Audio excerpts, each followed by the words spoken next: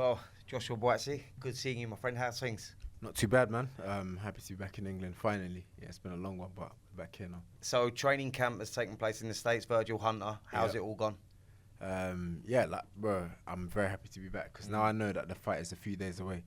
All the hard work's been done now, so we're fight week now. I mean, last fight, Dan Aziz, you looked great in that fight in February.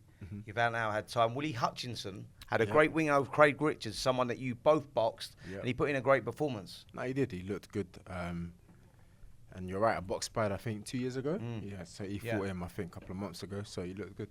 I mean, you use Craig Richards as a yardstick, and you see the performance he put in against yourself and the performance he put in against Dimitri Bivol, and you look at what Willy Hutchinson done there, you look at that and you go, this is a guy that needs to be respected. Look, regardless of it all, I respect everyone that I fight. I respect every boxer as well because it's a hard sport.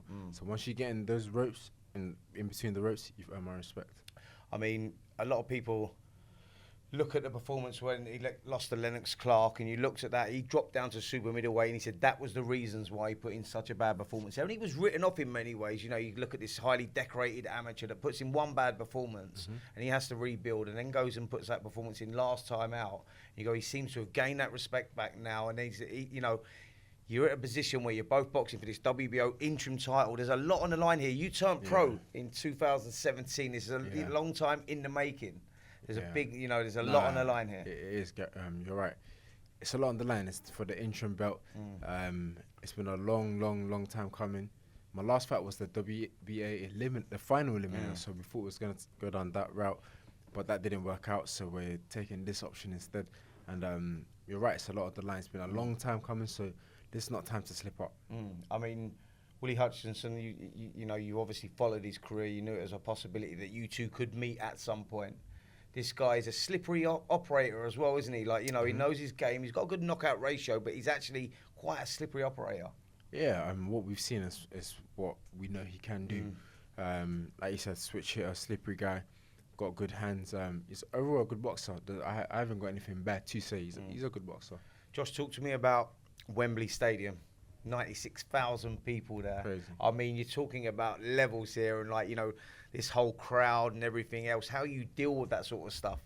I mean, tell us, how that's going to be for you going in there. I haven't thought about that yet, and maybe I think about that maybe the day before the fight or a couple of days before. But mainly now, the whole thought has been getting the work done, so that even if there's one person or 90,000 or 96. I'm locked in. I get the job done. But you know what it is? Like, crowds can make or break a fighter. When you go with a capacity like that, you go out, spotlight comes on. Talk to us a little bit about what you do on that ring walk. The difference between champions and challengers, how you deal with all of that. The emotions, the occasion, all of that. Your one moment. Talk to us a little bit about that. How you deal with that whole, whole occasion. I think when it gets to that, Spence, it's time to fight. It's really time to fight. Yeah, there's going to be a crowd. The lights are bright, but that's what I've been in camp for weeks for. I've been in camp for weeks, months, to prepare for that occasion. Yeah, I'm not thinking about if there's a lot of people there and the crowd and the pressure and all of that. That's cool. I've had pressure in camp, Sure. That pressure has been there. And of course, there's nothing like when you're fighting under those lights.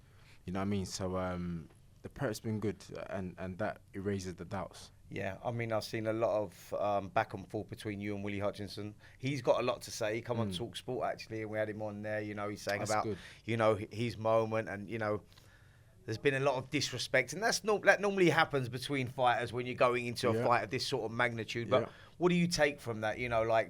He's showing a lot of confidence there. He's saying it's his time going into this one. Obviously, you'd expect him to say that, but what have you took from that?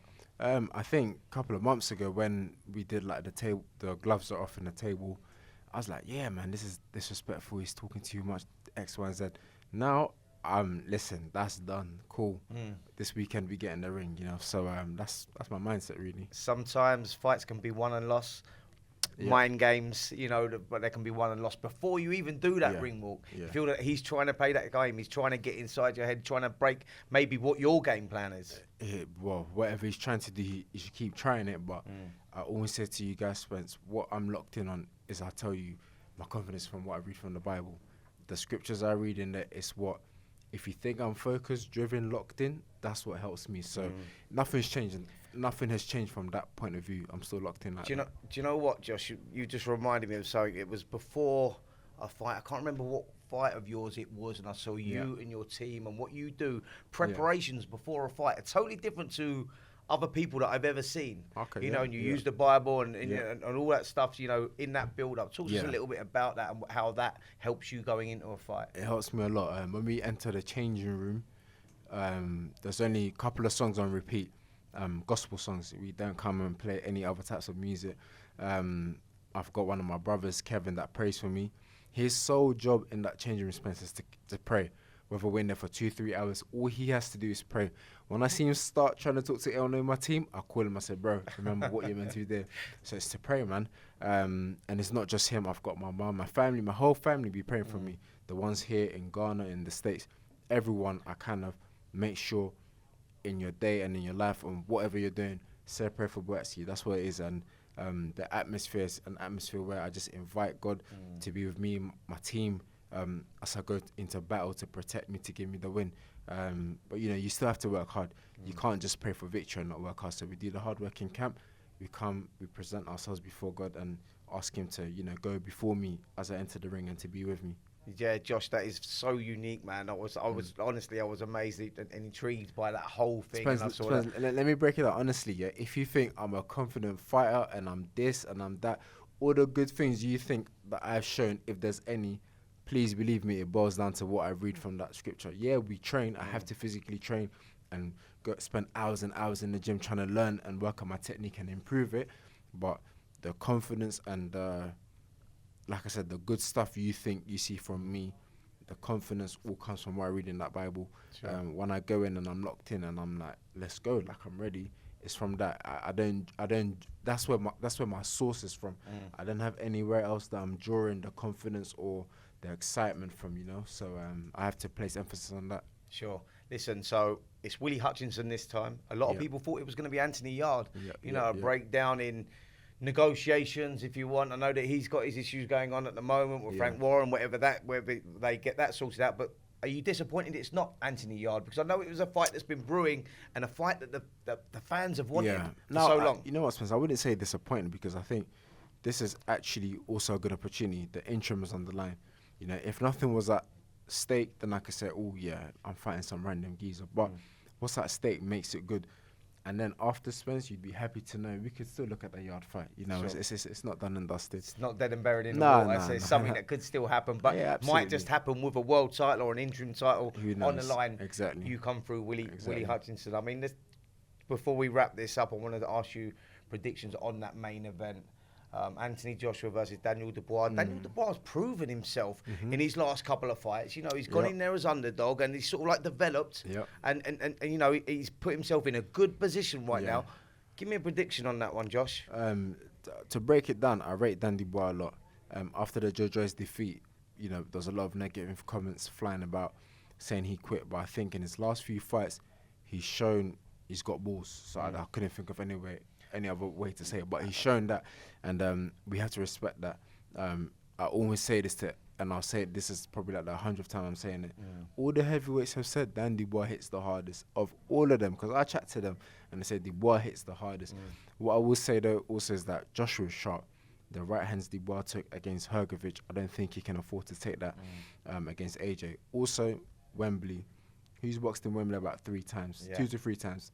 AJ's done that, so for him, not saying it's going to be a walk in the park, but it's going to be a familiar territory, and sometimes that does help. So, like yourself and the people watching, we just got to sit back and watch it happen. Listen, I can't wait for that fight, and I can't wait for your fight as well. I mean, you excited? Wembley Stadium, 96,000. Not yet, but in a couple of days' time, I will be.